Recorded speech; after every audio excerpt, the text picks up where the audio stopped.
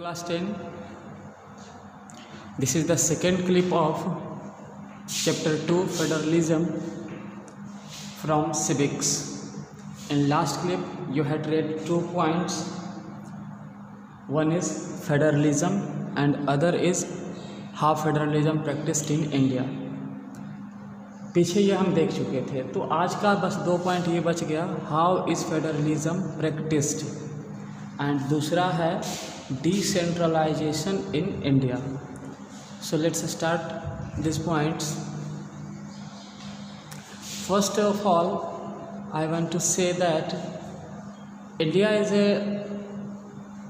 democratic country where federalism is practiced perfectly. So then how federalism is succeeded in India? क्या कारण है कि India के अंदर फेडरलिज्म सक्सेसफुल रहा? तो इसके पीछे 2 कारण है. पहला कारण ये है कॉन्स्टिट्यूशनल प्रोविज़न, जो इंडिया का कॉन्स्टिट्यूशन है जो हमें प्रोविज़न प्रोवाइड करता है वो. लेकिन इसके साथ साथ इससे भी ज़्यादा इम्पॉर्टेंट ये दूसरा कारण है the nature of democratic politics, यानी हमारे कंट्री का जो डेमोक्रेटिक पॉलिटिक्स का जो नेचर है वो इंडिया के अंदर फेडरलिज्म को सक्सेसफुल बनाता है. क्योंकि ये पॉलिटिक्स जो है ये क्या प्रोवाइड करता है, ये हमें शेयर करता है स्पिरिट ऑफ फेडरलिज्म. फेडरलिज्म का जो स्पिरिट है वो शेयर करता है. दूसरा रिस्पेक्ट फॉर डाइवर्सिटी, हमारे इंडिया के अंदर जो डाइवर्सिटी है उसको रिस्पेक्ट करता है इसी पॉलिटिक्स के कारण. और तीसरा डिज़ायर फॉर लिविंग टुगेदर, इसी पॉलिटिक्स के वजह से हम लोग एक साथ रहने के लिए भी बाध्य हैं. तो ये 2 चीज़ें इंडिया को सक्सेसफुल बनाती है फेडरलिज्म को प्रैक्टिस करने में. इसी चीज़ को देखते हुए, यानी ये डेमोक्रेटिक पॉलिटिक्स को देखते हुए ही इंडिया को बहुत अच्छी तरीके से अरेंज किया गया है. तो कुछ ऐसे तरीके हैं, कुछ मेजर वेज है जो हमारे डेमोक्रेटिक नेचर्स को शो ऑफ करता है. जैसा कि आप अगर अभी इंडिया का प्रेजेंट मैप देखोगे और उसको कंपेयर करोगे 1947 वाले मैप से, तो आप पाओगे कि उस समय के बहुत से राज्य ऐसे थे जो आज नहीं हैं, या उस समय बहुत से ऐसे राज्य नहीं थे उनकी आज नाम है. तो ये जो स्टेट का जो निर्माण हुआ ये हमारे पॉलिटिक्स का पहला एक्शन था या वेज था, लिंग्विस्टिक स्टेट. तो स्टेट का निर्माण यहाँ पे देखो इस तरीके से किया गया. इंडिया में स्टेट का निर्माण किया गया, states were created on the basis of language के आधार पर राज्य का निर्माण किया गया. साथ ही साथ कल्चर, एथनिसिटी और ज्योग्राफी के आधार पे किया गया. जैसे आप देख सकते हो लैंग्वेज के आधार पे आप पंजाब कह सकते हो, बंगाल कह सकते हो, साउथ में तमिलनाडु, मद्रास कह सकते हो. उसी तरह से एथनिसिटी, कल्चर और ज्योग्राफी के आधार पे नागालैंड, मणिपुर, उत्तराखंड, जम्मू कश्मीर, ये सारे के सारे राज्य बने हैं इस आधार पे. हालांकि लीडर को डर लगा था कि लैंग्वेज के आधार पे बनाएंगे तो कंट्री टूटेगा, लेकिन ऐसा हुआ नहीं, बल्कि कंट्री और स्ट्रॉन्ग हुई. दूसरा बेस इन लोगों ने अपनाया लैंग्वेज पॉलिसी का.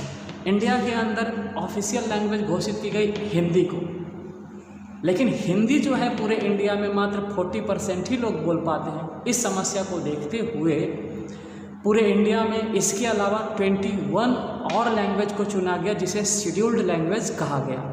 देखिए ये रहे वो 21 लैंग्वेजेस.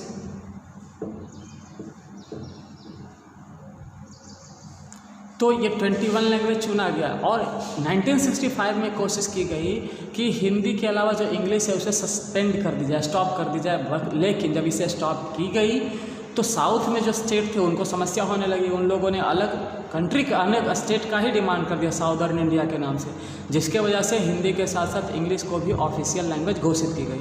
और साथ में छूट दी गई कि यदि सेंटर का कोई भी काम होता हो, मान लो सेंट्रल गवर्नमेंट का आप एग्ज़ाम में बैठते हो तो आपको हिंदी इंग्लिश के साथ साथ उस स्टेट के लैंग्वेज को भी ऑफ़र किया जाएगा. यदि किसी राज्य में ऑफिशियल काम होता है तो वहाँ हिंदी इंग्लिश तो रहेगा ही, साथ ही साथ उस राज्य का जो राजकीय लैंग्वेज होगा जैसे बंगाली वो भी वहाँ पे रहेगा. इस तरह से लैंग्वेज में छूट दी गई. तो ये भी एक पॉलिसी था जो फेडरलिज्म को स्ट्रॉन्ग किया. तीसरा है सेंटर स्टेट का रिलेशन. सेंटर स्टेट रिलेशन में फेडरलिज्म का एक नियम है कि फेडरलिज्म में पावर को शेयर किया जाता है गवर्नमेंट के अलग अलग नियम में, लेकिन उस पावर को जो रूलिंग पार्टी है और जो रूलिंग पार्टी के लीडर्स है उस पावर को कैसे फॉलो करते हैं इस बात पर डिपेंड करता है कि फेडरलिज्म कितना स्ट्रांग होगा. जैसे स्टार्टिंग में क्या होता था इंडिया में कि जो रूलिंग पार्टी होते थे वो क्या करते थे, स्टेट पार्टी को बनने ही नहीं देते थे। और जो स्टेट पार्टी हो जब बनती थी तो ये क्या करते थे, उसे अपने अंदर सबऑर्डिनेट कर लेते थे, खुल के डिसीजन नहीं लेने देते थे और कॉन्स्टिट्यूशन से अगेंस्ट भी बहुत सारे डिसीजन ये लोग लेते थे। ये चीज़ें बहुत सालों तक चली, लेकिन 1990s में क्या हुआ कि इस चीज़ का अंत हुआ। कैसे अंत हुआ कि स्टेट लेवल पे छोटी छोटी पार्टियां बनी और लोकसभा में अपना मेजोरिटी दिखाने के लिए कोएलिट अपने आप को की, यानी कोएलिशन व गवर्नमेंट वाला सिस्टम 1990s में स्टार्ट हुआ, जिसमें आपको अटल बिहारी वाजपेयी जैसे प्रधानमंत्री देखने को मिला। और इसने क्या किया, जो ये पावर जो बंटने का जो सिस्टम था रूलिंग पार्टी और लीडर्स में, उसको ख़त्म करके एक नया सिस्टम दिया जिससे फेडरलिज्म इंडिया में स्ट्रांग हुआ। तो ये पहला पॉइंट था, how federalism is practised in India. Second point है इसका और लास्ट पॉइंट इस चैप्टर का, डिसेंट्रलाइजेशन इन इंडिया। अब यहाँ सवाल है कि डिसेंट्रलाइजेशन है क्या।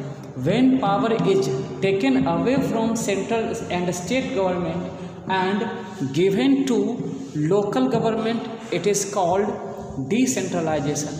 जब पावर स्टेट और सेंट्रल गवर्नमेंट से ले करके लोकल गवर्नमेंट को दी जाती है तो इस प्रोसेस को कहा जाता है डिसेंट्रलाइजेशन। अब इस डिसेंट्रलाइजेशन का कारण क्या था, इसके क्यों ये किया गया, तो इसका कारण था कि लोकल लेवल पे जो लोग होते हैं उसको क्लियर करने के लिए लोकल लोग अच्छी तरीके से जानते हैं, यानी लोकल लोग ही उसको डील कर ले, इसलिए डिसेंट्रलाइजेशन जरूरी है। साथ ही साथ जब लोकल गवर्नमेंट होगा तो वहाँ के हर एक लोग पार्टिसिपेट करेंगे डिसीजन मेकिंग में, जिससे डेमोक्रेसी स्ट्रांग होगा।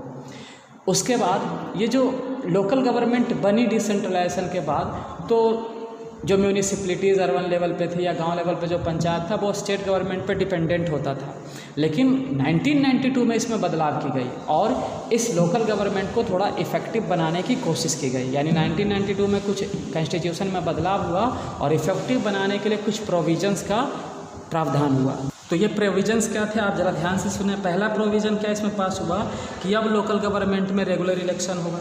दूसरा, स्टेट गवर्नमेंट जो है वो क्या करेगा, अपना एक executive head scheduled caste, scheduled tribe और अदर बैकवर्ड क्लास के लिए सेट करेगा और इंस्टीट्यूशन भी सेट करेगा।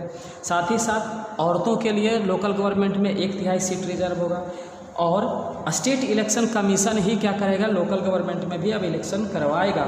साथ ही साथ पावर जो है स्टेट गवर्नमेंट का वो लोकल गवर्नमेंट को शेयर किया जाएगा, पावर और रेवेन्यू दोनों। तो इस तरह से जो लोकल गवर्नमेंट है वो पावरफुल और इफ़ेक्टिव बना।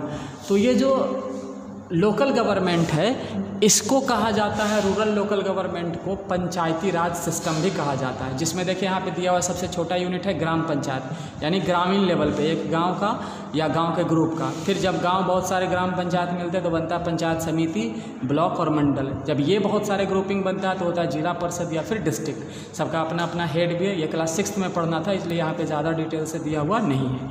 तो ये ग्रामीण क्षेत्र का सिस्टम है लोकल गवर्नमेंट का। शहर में जब आओगे तो जो छोटा छोटा टाउन है उसके लिए होता है म्यूनिसिपैलिटीज़ और जो बड़े टाउन होते हैं उसके लिए होता है म्यूनिसिपल कॉरपोरेशन।